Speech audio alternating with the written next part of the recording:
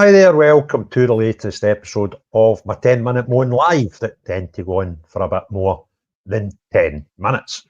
So a lot of people like this new format and some people prefer the normal 10-minute videos. So what I've done today, for example, where I've done 2 normal videos and now I'm doing a live, I'm kind of think that's how this will pan out. And people have been saying, I got a message on one of the videos today saying, Craig, are you doing a 7:30 live tonight? Well, I kind of don't know, just the way my life is just now and doing these ad hoc, some in the afternoon, some are at night. But as time goes on, I'm quite enjoying them. I'm looking at getting some upgraded equipment to make them even more enjoyable for the viewers.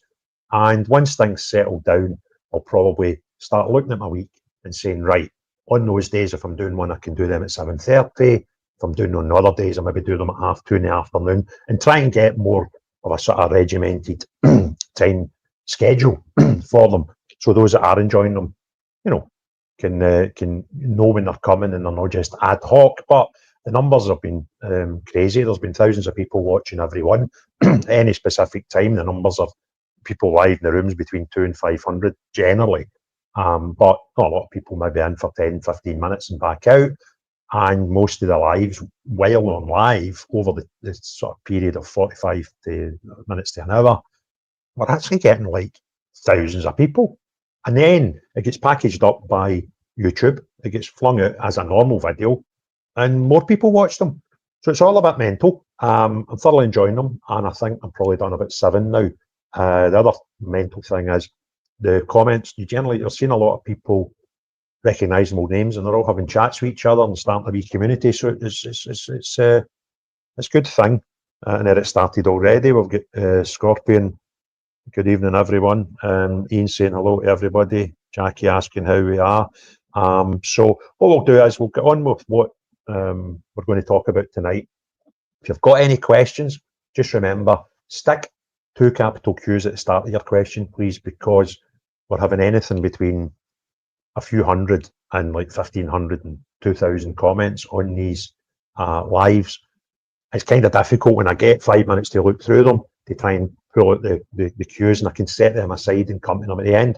So if anybody's got any questions, stick a double capital Q in before your question and we'll get onto it as the show progresses. So we've got Basil back in again. He's been enjoying them. He seemed to quite enjoy his banter when he's been on. So we'll get Basil on to talk about the Labour Party and the sort of dog's dinner they're making of the housing situation. So how are you today, Basil? I'm all right, mate, but yeah, it's just another day in the UK, isn't it, when the Labour Party are saying one thing, meaning another, and lying to everyone. Mm-hmm. So what was it? You put out the video that we're going to watch. You put that out on Twitter today, but it's not a brand new video. The video was a couple of weeks old with Raina. But what started that conversation today? I think you tweeted that to Starmer from memory. So what caused that? Yeah, so this was about a month ago. Angela Rayner, who is the deputy leader of the Labour Party, she went on Trevor Phillips's show. Trevor Phillips is a Sky News presenter, and basically she hadn't read a brief, she hadn't read a notes. She went on there to discuss this new 1.5 million homes that the Labour Party are going to build across the United Kingdom. And everyone's supposed to be really excited about this because we do have a housing crisis in this country. And the reason we have a housing crisis is because we don't build enough homes and we have too many people here. Too many people being the migrants we bring in. So sure enough, Angela Rayner went on the Trevor Phillips show and she made a dog's dinner of it. I'm not going to speak for her. We've got the clip here, haven't we? Which we can watch. Yeah, I got it lined up. It was appalling. Was I right in what I'm saying? You tweeted this to Starmer today, was that right? Yeah, so Keir Starmer. So every now and then, what they'll do, the Labour Party, is they go out on the kind of their fluff tour, where if something's bad in the news, which today it's the issue with Gibraltar, they're trying to cover up. They'll go out there and put something that seems like good news out there, right? So obviously the Home Office announced today that they're going to shut the migrant hotels, that they're going to build loads of new homes. And that was the thing that was trying to keep the Gibraltar surrender off the news today. And I responded with this, which is the lying again. Aye, so we're just rehashing new news on a bad news day and talking nonsense, basically. Yeah, basically. That's the way the Labour Party runs now. Certainly is. So I'm just going to pop the video up just now and let you watch what we've already seen, and we'll get a wee chat about it in a minute.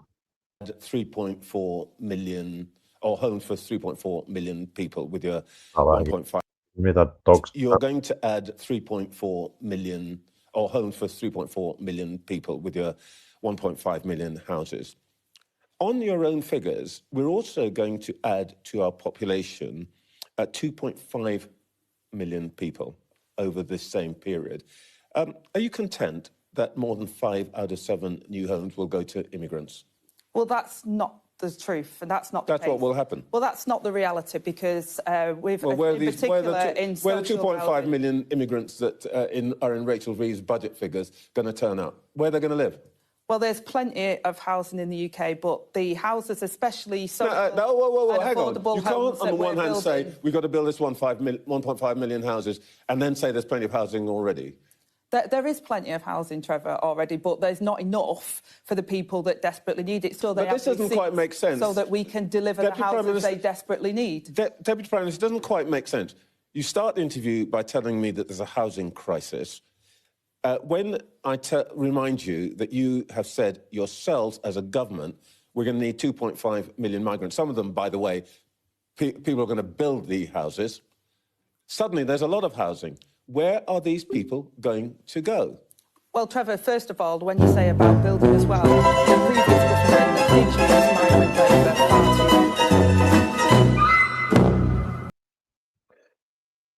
Right. So, just for those that are tuning in and think Craig's at it again, I'm just going to pass all responsibility for the cheeky bit at the end of that video to Basil, because I took that video off his. You didn't listen. You didn't watch that with the sound on, did you? No, I did. To be fair, I watched about 3/4 of it and went, "That'll be fun." But I did watch the whole thing before you came in, and I was lining it up. I'd left the music on and the volume on, and I was doing something, and I thought, "What the hell's that?" I clicked on another video, so I didn't know it was coming. But aye, amazing stuff, and I like his style. Do you know what I mean? It's basically stop talking nonsense. You're telling us we've got a housing crisis, but you're telling us there's enough houses. What is it? And this rhetoric is being replicated up here. Up here, we've got this SNP telling us there's a national housing crisis in Scotland. I think it was around about late summer, early autumn last year. And then within months, they're pestering Westminster to say, we want our own visas to be able to issue visas to bring people to Scotland. You're like, where are you going to put them? Right? And then, but SNP went one further. John Swinney came out yesterday. Did you see it? I'd done a video about it and said, did I do anything about it? No, I done a long tweet. I might have made a video about it. I done a blooming live about it. What are we talking about? He said we're going to put in £760 million, right, to sort out the housing crisis. And you go, well, that's good, right? But it was for something ridiculous like X amount of houses, like thousands of houses. And when you worked it out, for some reason I can remember the exact monetary figure. It was £9,681 per house that he claimed they're going to build. Mm-hmm. And you go, well, that's a bit bonkers. Mm-hmm. You couldn't get double glazing or a kitchen. You couldn't purchase the land that it was on, never mind build a house. That's true. And I kind of think it's nonsense, right? For the simple fact, I kind of think what he's alluding to is it'll probably be grants. Do you know what I mean? Or it might be giving away some, council-owned land. I don't know. But that'll not be to build the houses. So, he's got this, just a mad story. So anyway, what's your spin on the Labour? Well, yeah, so... Yeah, so I mean, look, I always say it's the same with all political parties nowadays. They say one thing, but this is just a front, right? We watch this like a drama playing out, right? What they've done is they've rehearsed their lines and they go out there to say this stuff. But the truth of the matter is some very different stuff is going on behind the scenes. So when Angela Rayner appears on TV and says we're going to build 1.5 million new homes, and Trevor Phillips points out to her, well, 5 out of 7 of those homes are going to go to migrants by your own figures. What that shows me is Angela Rayner hasn't read a brief, right? She doesn't know what's going on. And by the way, there's a reason. I mean, we have got a housing minister in this country, but Angela Rayner, who is deputy leader of the Labour Party, has been given this job. And the reason why she's been given this job is because she's been set up to fail, right? Nobody, well, put it this way, nobody with the caliber and the skills of Angela Rayner's level could complete this task, right? In the UK, we have a housing disaster, right? It's a housing apocalypse, right? The average 30-year-old now lives at home with their parents still, right? It's insane, right? And the truth of the matter is, the reason why we are like that is mainly because of we haven't prepared and planned, and we haven't built enough houses, but it would be an impossible challenge anyway with the level of migration we've had to this country, right? So if you think about it, we used to build houses on the basis that new people were born, and we thought, well, we have 18 years to build that person's house because that's probably the earliest they're going to need it. Whereas migrants arrive day one, they need a house, right? Yeah. And roughly, I mean, in England and Wales, roughly 20% of the population now is foreign born. It's just out of control. And all of this has obviously come to Scotland. You've spoken about what's happened in the South Central Belt in particular.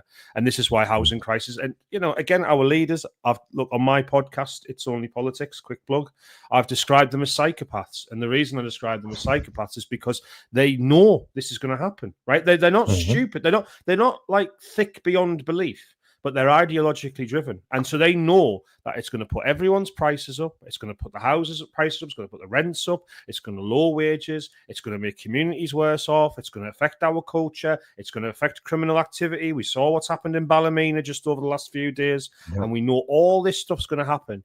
And yet John Swinney and Keir Starmer still keep the borders open, keep people coming in. We need more people from the second and third world, and it ends up a massive disaster.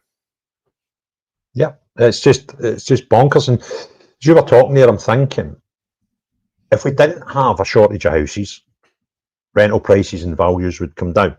And I remember reading somewhere about 2 months ago that if every illegal immigrant was sent away just from London alone, there would be 250,000 spare properties. Yeah. Now, that would be phenomenal because two things would happen. One, the value of the commodity goes down because the supply is greater than it was the day before, and the demand's a wee bit less because there's less people living in London. And it allows people to get onto the property market. Now, whether that's buying one or being able to even afford to rent on one is neither here nor there, because, you know, the price comes down and the rental values come down as well. But it allows people younger, you know, in life to start getting into their own homes, starts getting some responsibilities, starts giving them more reason to go and better themselves, better job, higher wages, all that stuff. So the whole kind of thing snowballs positively from there. The only people that lose out on that example are the people that own the properties. And that kind of gets to the point of the whole thing about immigration and all the things, the knock-on effects and industries that were built from that. And that is, how many people have got the large portfolios of properties that are funding maybe political parties, maybe individuals, because we found out with the Lord Ali thing that, you know, some people don't give money to the party, they give it to individuals. So those people are the types of people that would, the only people that wouldn't benefit from this massive amount of property becoming available. And I kind of wonder, well, is that why we have housing shortages and we have influxes? Because it keeps, that's another industry that's created or stacked up in this case by immigration. Yeah. Because if you've got a portfolio of 100 properties, if there's not enough people to fill the properties, your portfolio's going down. Your wealth on paper is going down. Yeah. Your shares in the business that control it go down. Your dividends in that business to you as a director go down. And the whole thing's got a negative to these people. And that's the type of class of people I would suggest that are funding. Listen, maybe politicians that are get big portfolios of properties. I don't know. But the whole thing stinks to me. And that's kind of probably why it'll never happen. You said before, Craig, that the illegal immigrants scheme and the illegal is basically a scam, right? It's a scheme, right, where people who own hotels and benefit from this stuff make lots and lots of money out of just dragging people into this system constantly, right? Legal migration is exactly the same way. And by the way, it's a Ponzi scheme, right? If anyone doesn't know what a Ponzi scheme is, right, it's one of those schemes where basically you have to keep getting money from investors, right? And you keep bumping up the profits of other people until one day it all collapses because you can't get more money in to keep bumping up the profits of other people. Now, imagine that as the UK economy, but change it for people instead of money. The more people come in, it keeps the house prices up, it keeps bumping them up, keeps bumping the rents up and all the rest of it. And one day someone will eventually in this country get power who turns the tap off and the whole thing will come crumbling down. And by the way, a lot of people will lose money. But you know what? A lot of people need to lose money that have benefited from this system, right? This is not people who've grafted their whole lives and worked hard in a job to try and pay for something. Those people lost out under this system. The people who benefit are those who are asset rich. If you've got loads of properties, then you have benefited from artificially inflating the prices because millions and millions of migrants have come here. And just like everything in life, it's supply and demand. Yeah, and the whole thing just snowballs and snowballs and snowballs. So any other news today that caught your eye, Basil? Yeah, well, I don't know if you've been paying attention to what's been going on in Ballymena, but absolutely some horrible scenes out of there. For those who don't know, I mean, we were actually on a live the other night, weren't we, when someone first mentioned it, the first inkling of it going on. And basically, there was a young girl who I've seen conflicting stories. I did see a story where, because apparently there's 3 separate incidences over multiple weeks, where a migrant family, I believe they are Romanian of origin, some of the younger of the family have been going around and sexually assaulting / attempting to rape young girls in the area. There's been 3 incidences. 2 of them I know have been in court. And one of the mothers spoke today on camera about what had been going on, and the locals have come out and basically, I mean, they have been going after wherever they have heard migrants have been involved in this stuff or have been friends of the people who've been involved in this stuff. They've been firebombing and trashing the houses. You saw there was a number of migrants who put up stickers on their doors to let them know that they weren't from that group of migrants, and those houses were being left, which goes to show that as much as I deplore violence in all its forms, and I think it's important to say that considering, you know, people who've been arrested for saying otherwise in this country, and we know about those stories, Lucy Connolly and so on. But what I will say is that it goes to show how this is not mindless violence from the locals. This is not them just raging and lashing out at everything. What they've done is calculate, in a methodically gone round the specific houses where these people are from and targeted them specifically to send a message, right? And you know what, right? I do feel sorry for these people, the locals, because at the end of the day, right, I cannot imagine what it must be like to come home to the news that that's happened to somebody who you love, your child, whatever, right? But it must be so infuriating when it's done. It's been done to you by someone who shouldn't even be here in the first place. So, meaning this was all avoidable, right? All of it was completely avoidable. And yet we have people in power, and it's not just in Westminster. We have them in Holyrood as well in the SNP. We have them in Plaid Cymru in Wales, and Labour in Wales are the same. The Tories did it for years. And in Northern Ireland, you've got Sinn Féin doing it as well. And I saw Michelle O'Neill, the leader of Sinn Féin in the Northern Ireland Assembly, turn around today and say that she couldn't believe how racist the people were. And she deplored the racist attacks. And the police service in Northern Ireland said the exact same thing yesterday. Their spokesman said the same thing. The BBC last night had on, I can't remember her name, but she's a columnist, and she said the exact same thing. The BBC didn't challenge her. And they are focusing, again, trying to drive this narrative that people of this country who are angry about things that have happened to them as a result of mass migration, the most horrific crimes have happened to their daughters and their nieces and their sisters, and they haven't got a right to be angry about it, because if you're angry about it, that means you're far right. And we saw that last year with the Southport attacks with Keir Starmer. We saw him do the exact same thing from the exact same playbook, and sure enough, we're seeing the same thing today from other politicians. So this is not a one-party issue. This is many parties that, in my opinion, have betrayed this country entirely and its people. Yeah. It's funny, a pal of mine, obviously my phone is not on my person just now. Those who followed my story will probably have a good idea of who's got my phone just now. So I had to set up a sort of temporary spare phone. So I had loads of people that are, you know, still a week later, a week and a half later, catching up with me. And one of them was a pal of mine from over in Northern Ireland. He's from Belfast originally, but he lives just outside Belfast now.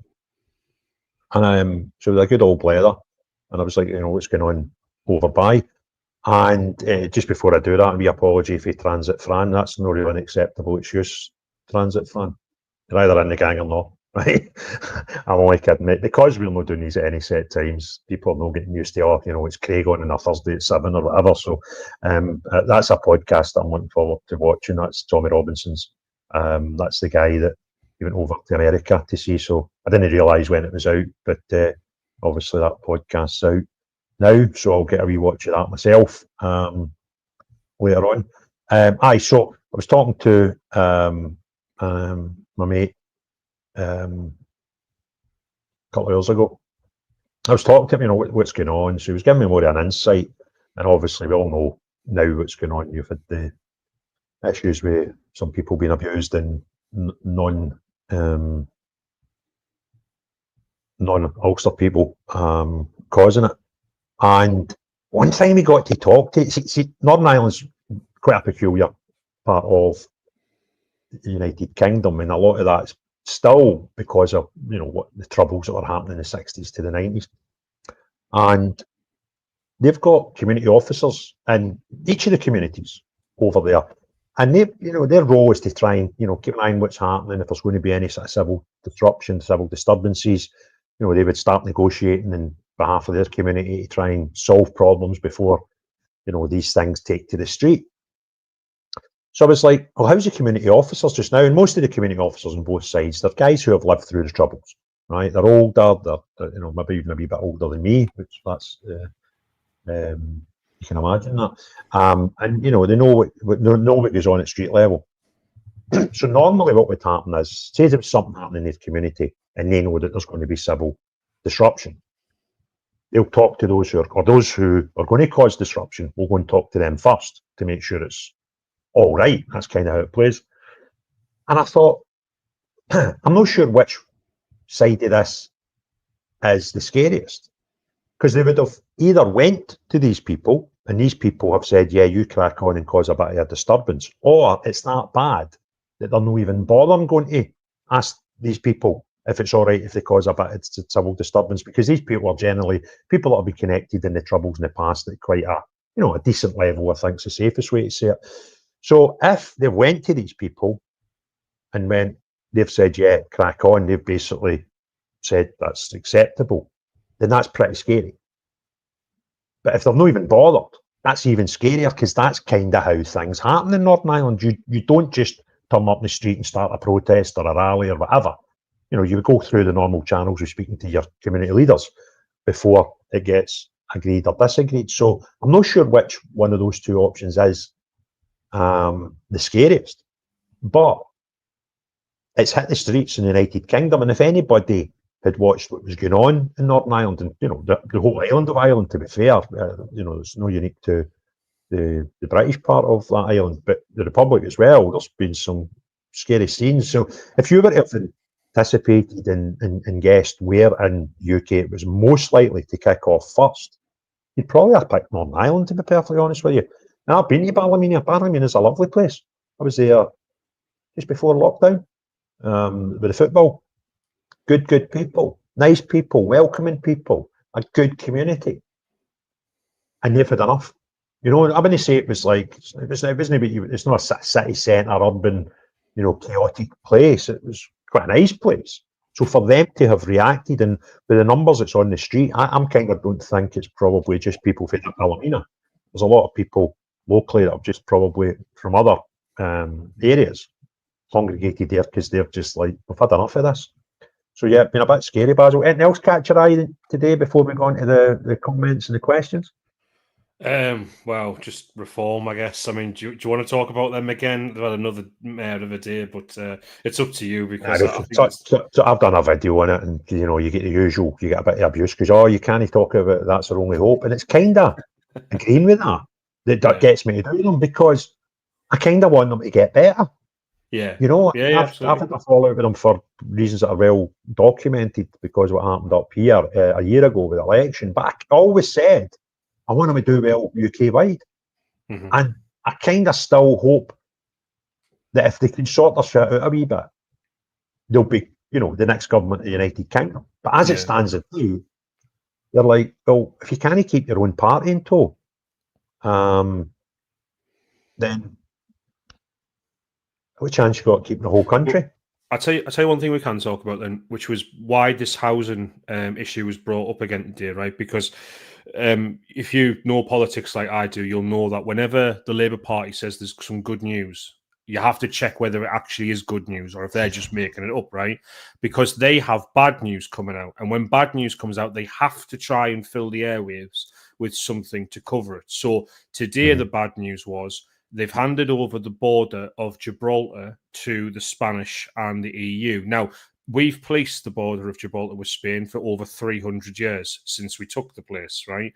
And essentially, they've handed it over today as part of this new EU deal, this the resetting of relations. It should never have happened. I hope if we get a new nationalist government in place that wants, sorry, when I say nationalist, I don't mean like Scottish nationalist. I mean one that's proud to be a British, a patriotic government, shall I say, in place. One day we hopefully get a patriotic British government in place and they take that border back and they pull us out of that EU deal, which is horrific, and all the rest of it, because I am sick to death of hearing about Keir Starmer handing over sovereignty of areas he shouldn't have the ability to do so by himself. So anyway, Chagos Islands, they've got rid of them. The border with Gibraltar, they've got rid of them. Suella Braverman was saying today, it wouldn't surprise me if they did a deal with the Argentinians next over the Falkland Islands. And by the way, it wouldn't surprise me either. They're not going to give them away. You won't hear that in the news, but what will happen is it'll be something weird, like, you know, they get access to all the fishing rights now. It'll just slowly, surely, just push it further and further away from us. And this is because Keir Starmer, again, ideologically driven leftist, who, you know, thinks everything to do with the empire was just horrific and all the rest of it. He believes all the rubbish he got taught in university. So yeah, that happened today, and in return, obviously, they said, well, we're building homes, everyone. Remember that. That's a good thing. And they said, we're getting the migrants out with the hotels. They said, did you hear that? They said they were going to shut the migrant hotels. Now, again, you'll notice, by the way, which media outlets support Labour and which ones don't. Because the ones that don't will report the story correctly, which is Labour's going to end use of migrant hotels by 2029. Oh, just in time for the next election. But that's not what a lot of places do report. If they support the Labour Party, they will say Labour to end use of migrant hotels. Now, you might be thinking, I wonder where they're going to store the migrants then, because they're not stopping them. They're not stopping coming here. So where are they going to store them? Well, that's what we've just been talking about. 5 out of 7 new homes are going to migrants. That's both legal and illegal. And if you've been following the issue with Serco and the contracts that's been handed out, Serco have been guaranteeing gold-plated contracts with renters, with their landlords to rent to these illegal migrants. Obviously, illegal migrants don't pay.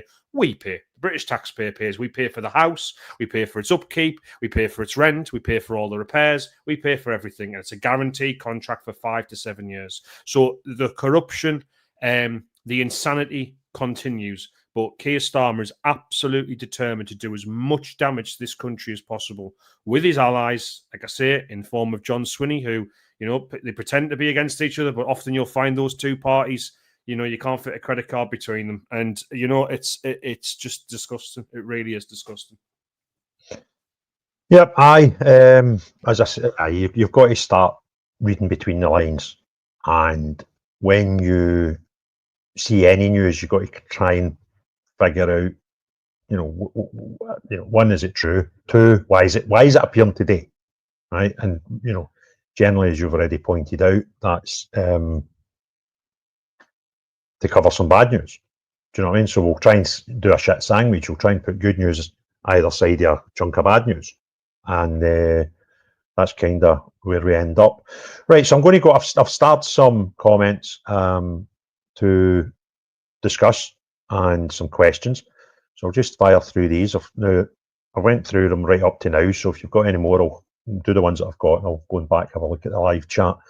So that's, as always, I'm just always curious, you know, where people are from, why they tune into my thing. And, you know, I've got 71,000 subscribers now, and I think, how did that happen? And, you know, why are they interested in my channel? So that's why I always ask that. So it's always good to see where everybody's watching from. We get Craig saying, hi Craig, hope you and the family are well. Yeah, I'm good, mate. I'll just give you a wee update of the life of Craig Houston and my current situation, legal situation. I was in seeing one of Scotland's best lawyers for this type of thing yesterday and had a fantastic meeting. And it's been really, really good. It was a good day yesterday for my head, to be honest with you. Some of the things that we discussed, some of the opinions from him, and I'm a bit more confident, you know, since when I left his office than when I went in. And I'm going down tomorrow to speak to somebody with a really good platform who has been really supportive of me and my issue since within an hour of it being made public. Phone calls to after o'clock in the morning, giving me advice, and now wants to support me by, you know, we've got an idea of a campaign, right, which could be quite good, particularly for the people of Scotland, I may add. But this guy's not Scottish, and we're going to talk about that tomorrow. Record a podcast, and then, you know, with this plan of what we're going to do going forward. So it's been great. Probably the last 24 hours have been the best 24 hours I've had since I was arrested a week past on Friday. So thanks for your concern, Craig, and your support. And it's been amazing, the support, just by people, you know, online, people I don't know, just, you know, offering to help me and stuff. So thanks very much for that, Craig. What we got here, Neil Lewis says, continuous gaslighting by the Labour government to favour their own chosen few's benefit. Very good, Lord help us. Yep, I think that's a good shout, Neil. We could do all the help we can get. If the higher up, the better, eh? Willow, the pure math. You must be American, or like my girlfriend, want to talk like Americans, right? The pure math of her plan made no sense since day one. Each and every day since she fell further behind, each and every day since then, her plan has become increasingly impossible. Yep, there we go. Another person for Edinburgh. The folk for Edinburgh understanding my language, yeah? There you go. Another 45 minutes to an hour up the road. Were they talking about Angela Rayner's plan there for the housing? Is that what they're referring to? Well, I was just going to say, by the way, right, for those who aren't aware, right, the reason why Angela Rayner, because we, like I say, we have got a housing minister, right, but the reason why Angela Rayner has been given this task is because it's an impossible task with the amount of migrants we have coming. We actually physically don't have enough manpower in this country to deliver 1.5 million homes. The reason why she's been given the task is because Keir Starmer sees her as a threat to his job. You've got to remember, in the Labour Party, they don't pick their deputy leaders. The voters vote for who they want for leader and deputy. So he was forced to take Angela on. So what he's done is given her a job that can never make her look good, right? Now, it's her own fault she doesn't know her remit and was made a fool of by Trevor Phillips. But it's even worse that they will play party politics, right, with the country's future just to make a point, just to try and hold on to that power. So just bear in mind, Angela Rayner is going to be made as much of a shabby job as possible out of this. And if it happens, I promise you, she'll be the one to pay the price for it. And Keir Starmer will be nowhere near it because it was designed to fail. Where do we get to? We've done that run. King Ragnar in Edinburgh. Kevin, thick AF. All can guess what the AF stands for there. Zoe, question. Zoe listens. Puts the cues at the start here. Thanks very much, Paul. And I don't think I've ever done a live and Zoe's not been in the room, so that's fantastic. Landlords across England have kicking people out for migrants. Dearie me. Do you remember that guy, the first to be evicted in the Romanian family that was next door? Do we have figures on evictions? Probably not. And even if we did, they wouldn't tell. They would maybe just give you a number. You wouldn't know how many of them were normal, proper, you know, lawful. You know, people maybe not paying their rent and stuff who need to get evicted, unfortunately, and split that to how many are forced evictions to make way for people that are no doubt going to get more money for the landlord directly from government, or even if it was slightly less, guaranteed for 5 and 7 years and all that. So, a good point. I don't know how they would be able to give us these figures, but it would be nice if they did. 50% of London's social houses occupied by foreigners who weren't born here, while Indigenous Brits are turned away. Sir Sadiq Khan is building more social housing, but only for Muslims. I'm not sure how we can clarify that, and that is a claim made by Joe Brereton, not me. So, yeah, if that's what he's doing, that's evidently wrong. And I think I hate that when you see that Sir in front of his name in the photographs we've seen the last day or two getting knighted. And then did you see his interview when he came out, Basil? Yeah. I mean, he was so arrogant, wasn't he? Aye, Charles was saying he was delighted that he was able to come and give me it in person and all that. Oh, shut up, Charles was saying, yeah, we're both workaholics.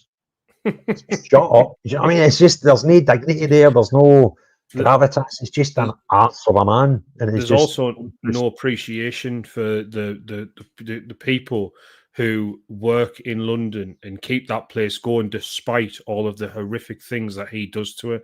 I mean, you've got to remember that to become a Knight of the Realm, that's hangs over from the British Empire, right? It's respect for the Empire, for what it stands for, our history, our war veterans and everything. And that man has done nothing but spit on every single patriotic person in this country, routinely putting up EU flags and all the rest of it. By the way, just to your man's point there, John, about the housing, you're absolutely right, John. Do you know it's £3.6 billion we spend on that housing? 50% of London's social housing we pay for, right? So our taxpayer money goes to paying for that. We could turf them all out and deport them, and we could afford 2 winter fuel payments. 2. So we could double the winter fuel allowance if we wanted to. There'd be no need to, but I'm just saying that's what we've done. In the past, Keir Starmer cut the winter fuel payments basically so he could pay for foreigners to live in London. And that's just London. We could do this in cities all across the country and we'd save a fortune. That's just London. Why do people who were not born here living off benefits here? It makes no sense to me. Yeah. Where do we get to? We've got Robert here. Scottish Government will be offering to take the immigrants running away from Ireland. Can we call them New Scots too? Yeah, there's this thing, that we don't have immigrants in Scotland, Basil. We have New Scots. I heard about this, yeah. Yeah. Same as Nigel Farage with his comments in Wales. Was that yesterday? Yeah. When you define a Welshman, somebody that's lived here for 5 to 10 years. Right. So my work took me to Cardiff for Swansea in 2020. I knew Welsh. Yeah. I'll be quiet. I tell you what, right? I'll just go and dig it out, right? There was something. Did you see the interaction between me and Rupert Law today about that particular topic? No. Oh, it was really funny, right? I'll just send you the link to it on your X and you can put it up on screen when you're ready, okay? Aye, cheers. I'll do that. I'll keep the show going the new, right, without you. Right. Right, Gerard, what is the story with lockdown at number 10? I just caught this. I was out doing a wee bit of graft today, and just as I was leaving the place I was in, this story started developing. There was 2 incidents in London today, around about the same time, that caused a bit of commotion, and I think some people panicked and thought they were linked and we were under attack. The first one was unfortunately a bus, an accident, a pedestrian, and when I was looking at it, which was obviously about an hour ago now, the condition of the pedestrian was unknown, but the statements declared that the pedestrian had been caught under a bus, which is quite horrific. So that obviously caused a bit of scene and some traffic, road closures and traffic congestion and something.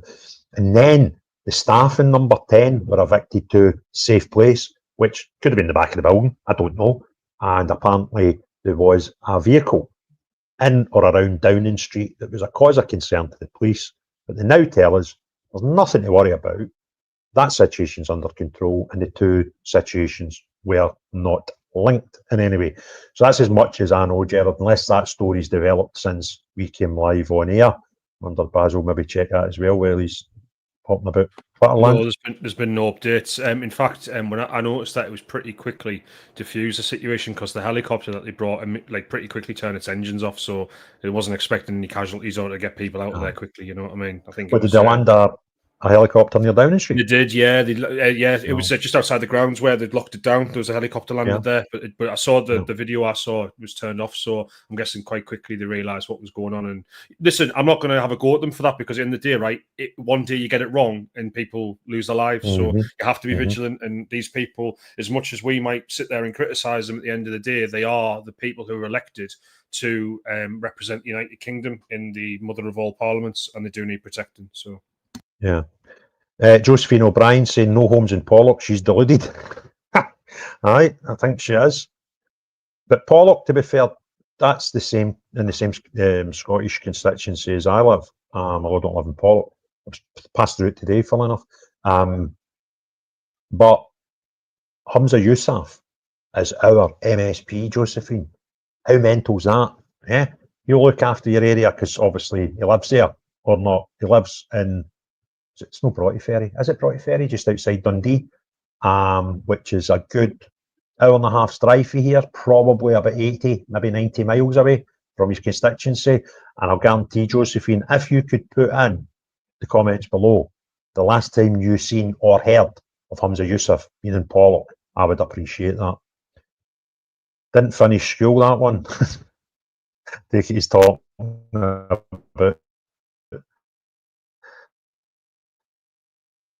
the Rayner character.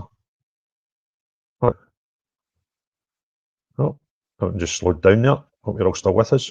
Where did we get to? Zoe. Mandatory dog tests in Parliament, please. That would probably catch a few. Craig, why is it that some politicians only know how to talk crap? I think they just need to, because they've got no substance behind them. They know they need to say something to justify their wages, and they just talk nonsense. But listen, they know what's happening, because 2 or 3 days been out of a different story to talk nonsense about, and we forgot about the nonsense they spoke today. So that's kind of how I see it. Another question from Zoe this time. Apparently loads in Parliament have been gifted money from who bribery? The new guy in Reform, I take it that's £1 million you're saying there, apparently.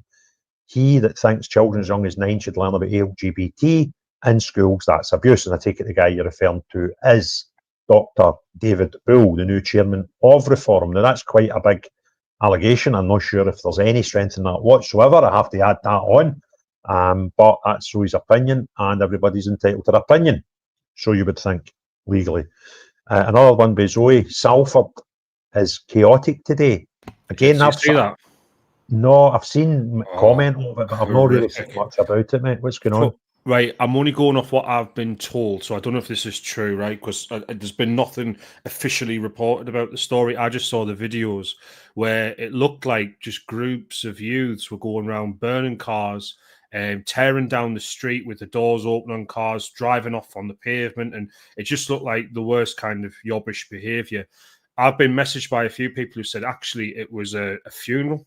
And it was a funeral for 2 young lads, and these are people who are just drunk, and they're all young by the looks of it, and they've just gone crazy. So all I can say is it's one of those things where, again, I mean, I don't know if you can link it to this. I will, though. I think it's just a symptom of like the fall of the country, the falling standards of the country. People have no respect for the communities anymore. They don't feel attached to anything. They feel lost, etc. And they just see it as, well, I can destroy this place, and it doesn't matter, because at the end of the day, it'll be someone else's problem to sort out tomorrow.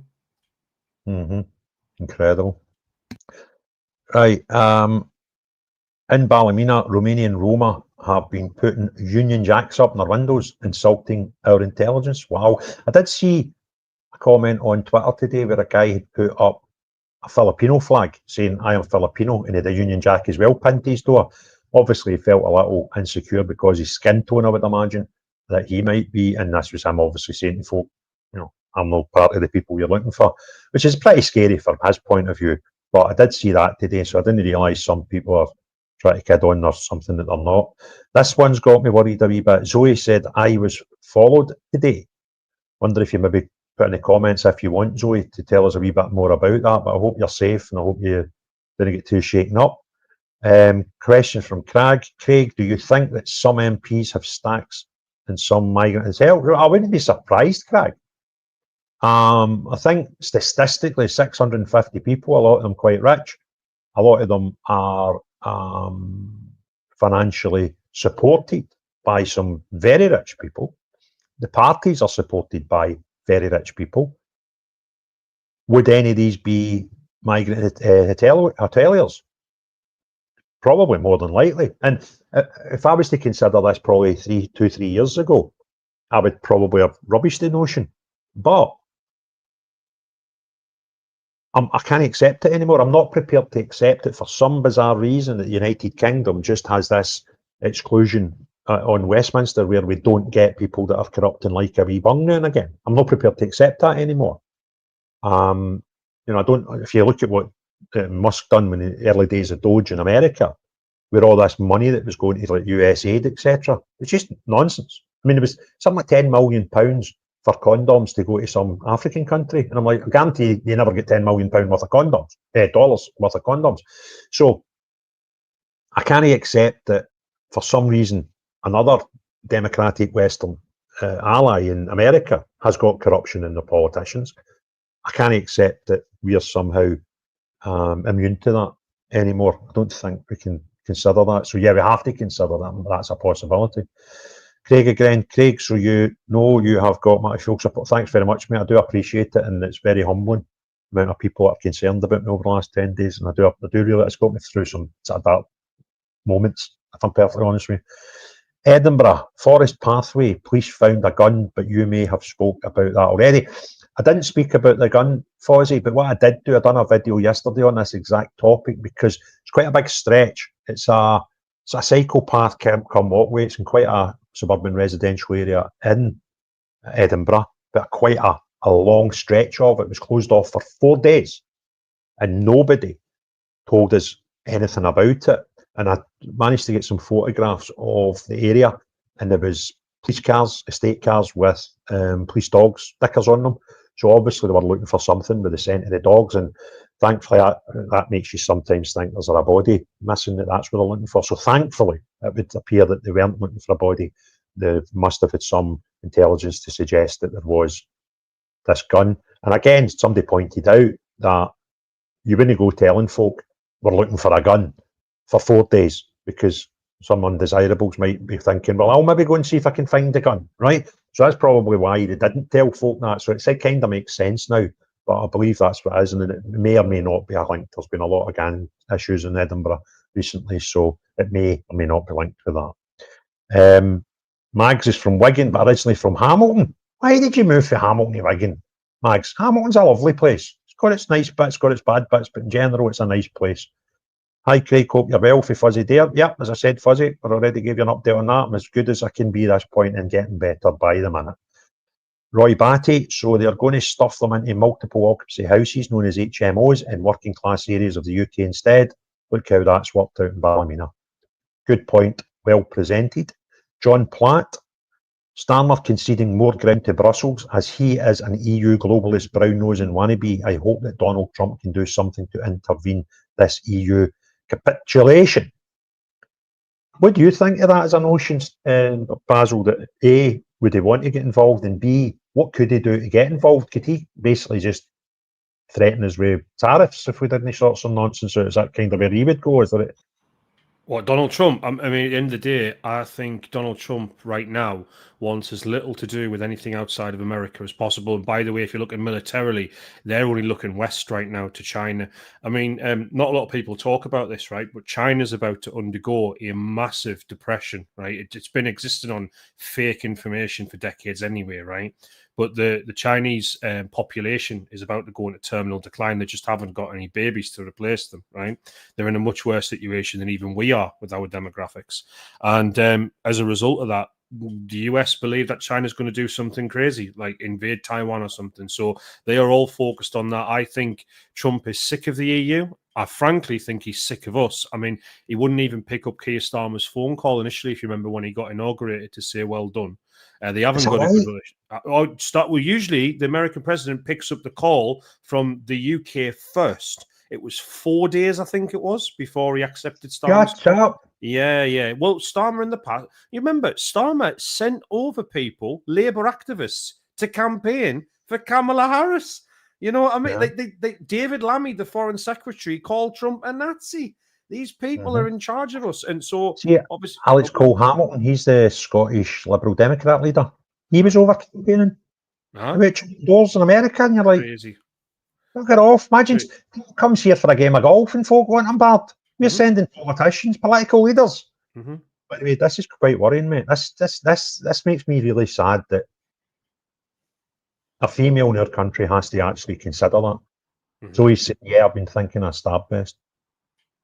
I kind of don't know where Zoe lives, right? But I don't think it's in a city centre, and I don't know why. I'd maybe some comments before, because Zoe's been in almost every space, if not every one that I've done.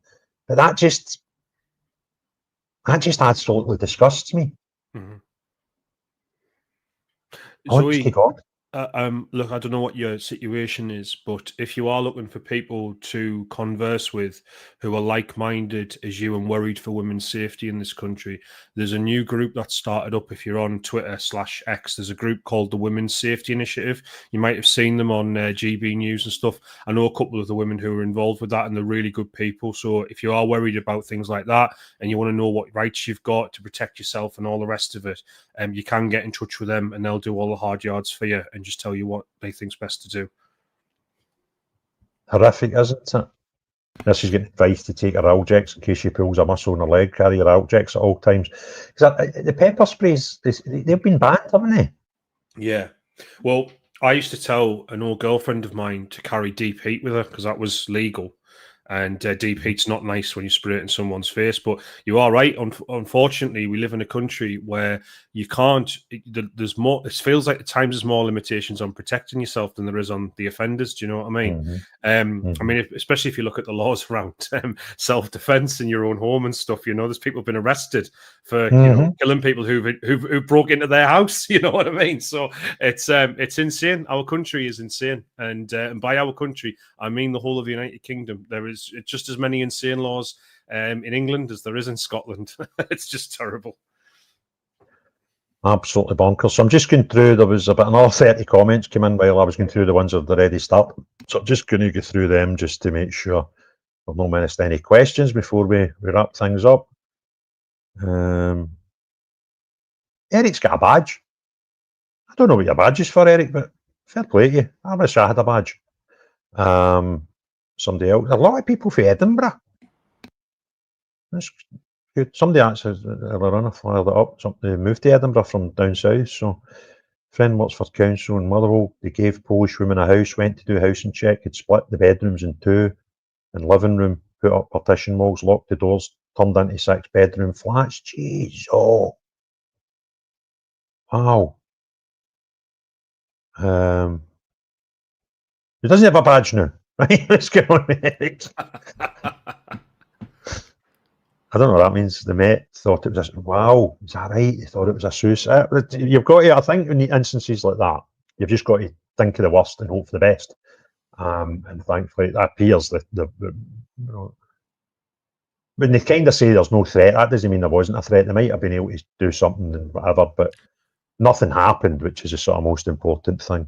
I mean, to be fair, though, they have had. Oh, sorry to interrupt. They have had. Remember when that guy in the van drove down near Westminster and he hit the traffic barriers, but he actually tried to run over MPs. And obviously, we have had David Amos was murdered by an Islamist. Westminster Bridge got an attack. So I can understand why they're super vigilant. I just wish they'd be honest about who they're vigilant about. You know, they keep saying we're worried about the far right, this elusive far right that doesn't seem to exist anywhere. You know, let's be honest. Those crash barriers are not in there for the far right. They're there for Islamists.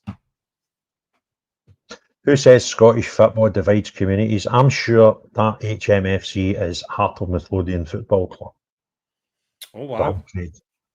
Aye, Saturn. Saturn beat. Aye, and I'm sure 1874. I'm sure that's when the old Hearts, Hearts, glorious Hearts were formed. So one of our cousins from the East, he's just a Rangers fan that can't afford the bus fare, mate. That's what's going on there. Hope you're doing good, Craig. You're a good man, dude. Thanks very much. I do appreciate that. There is no housing crisis. There's a misused funds and scams and taxpayers and not building new homes and giving the new ones here away to certain imports. Yeah. John Platt, homes are useless. Aye, I must have missed a joke. So aye, but that always gets that sort of response, the laughing emoji when you mention his name. Was up in Fife lately. What does he isn't in the country? Who isn't? Hamza. Oh no. Oh no. It's our Kev. Kev. How you doing, Truth? And one of my best pals at Twitter that I actually met and I meet on a regular basis in the real world, and I might be seeing him on Friday. There's a wee thing going on in Edinburgh that might be going through to lend our support to. A pure laugh if there was two Kevin Dawkins, wasn't it? Anyway, Kev's saying there is 2 areas in my town being cleared to build houses. Oh, I bet it's not for Scots. Kevin, stop being a racist. It's for new Scots. All right? You need to get with the programme, big fella. Nice to see you in the world of YouTube. I'm a Greek in my politics. I don't know what that means. Some users, I think they're on the drink. What do you think, Basil? They're your fans, not mine. They're not my fans. They're our community. Our community. Nobody's owned by me. Bill is well named. Aye. Who's going to call Ghostbusters? New Reform hunting ghosts. Did you see that? Did you see that interview he did, by the way, this morning? He was on Good Morning Britain, and they said, they went like, let's talk about do you believe in ghosts? And it's like, this is the new chairman of Reform. He sat there talking about it, just crackpot. But by the way, what Kev's saying there about the funds for the boats, right? You're absolutely right, Kev. And you know what else, right? We're paying under a new deal with France £480 million, right? And they're not even stopping the boats, because the deal we've agreed to sign up to is we're going to build a detention centre. So we have to pay the French police to sit on their arse and just watch them, right? While we also pay for a detention centre in France. And guess what? At the end of it, right? At the end of all of that, it still doesn't stop the illegal migrants coming over, because the detention centre is just to process them so we can bring them over in bigger boats paid by the taxpayer. That's the plan we're on right now. It's shocking. Yeah, and before you were saying that, as Kev's came back. There we go. Yeah, just sitting watching. Do you know, it's just bonkers.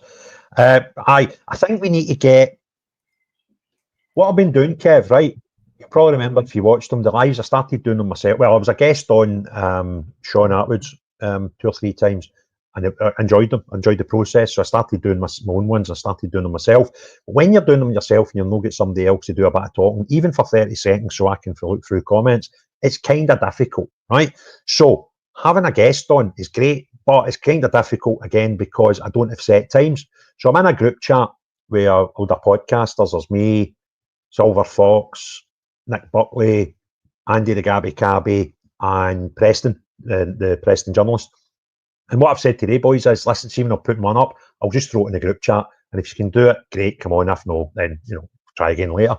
And we had Nick on last night and the night before. He came on for a wee hour. So I'm always looking for folk to come on. And I think Kev would be brilliant on this.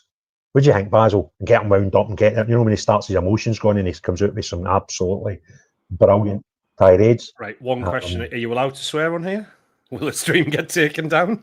Should we find out? Yeah. Look, if anyone's not heard Kev's rants on Twitter, you've missed something special. No, Kev's great at this stuff, and he would be fantastic to have on. So yes, get more. I'm going to make that happen. Yeah, and get. I'm going to tomorrow. Tomorrow I'm going down south to do some start a wee project. So I'll be driving or grafting most of the day. So I don't even know if we'll be able to put a video out, never mind a live. But try and get some footage so we can do something. I don't want to have a full day without putting something out. So it will not be tomorrow, Kev. Friday, maybe not a great day for it. Or maybe, as I say, hopefully if I get up the road early enough I might stay down south Thursday night and come up the road Friday early.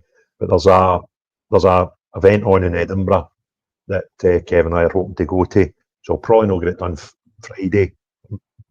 Maybe starting next week. Kev's Twitter handle is Kev the Ranter, right? So give those are not on Twitter.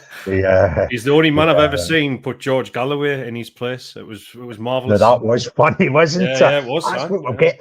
Do you know what we'll do? We'll get that. Oh no. See, Kev was on it, and Kev doesn't want to put his face in camera, which I kind of understand. That's fine. Yeah. But he went on the George Galloway thing, and it was just brilliant.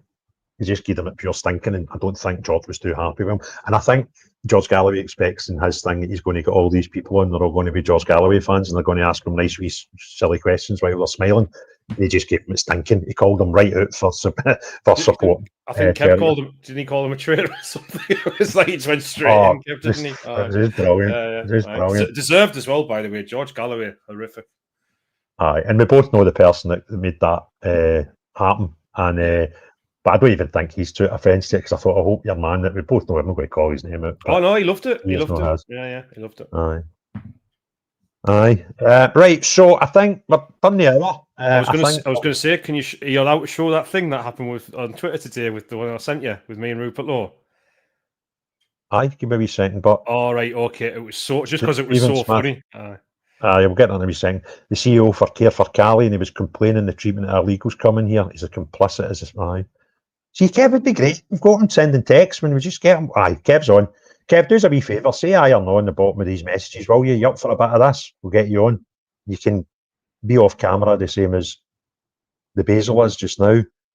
Just flicking through quickly, make sure we've not missed any questions. And can I ask Zoe? I'm sure Zoe is on Twitter. If you are, Zoe, as I think you're going to send me a DM, please. Just I'm a bit concerned, you know. And there's another. Yeah, never away from here. Never off, Jenny. So there's loads of names that I'm getting. Michael, Transit. They're here. Oh no, what's she wanting? There's one I wish wasn't here. You stay on Twitter. You're better on Twitter, right? A Scotsman and a mouse walk into a bar. The Scotsman said, "Crivens, there's a mouse in here." It's not doing it for me, Basil. What about you? No, listen, I've got nothing to do with that. I don't just disown all knowledge of that, you know. So there you go. By the way, Kev said aye. Kev said he will do it, so that's great. Oh, brilliant. There you go. We've got a confirmation. Kev, we're going to need to get you all sorted up, and we'll get Kev on as a special treat early next week. I guarantee you, folks, I'll put it out well in advance, set a time to get Kev on. He's a good few hours' notice, even if I can do it the day before, because I'm telling you, this will be worth tuning in for, because he's not called Kevin the Ranter for nothing. And I have got a great ability to know how to put these buttons and get him revved up his clock. And normally, for those who like a bit of banter, he's a Celtic fan and I'm not. So that kind of normally where we start our conversation, right? So anyway, guys, listen, thanks very much for tuning in. I think in total, we've had about 1,400 viewers over the term. So thanks very much for that. And thanks for the comments, the questions. It's been great as usual. And as I say, it's great to see as many familiar faces as normal. You know, the names I'm starting to see a lot of familiar names there. So thanks very much, folks. And to say before we say my famous cheery bye? No, thanks very much for having me on again, Craig. It's been wonderful. Catch you all later.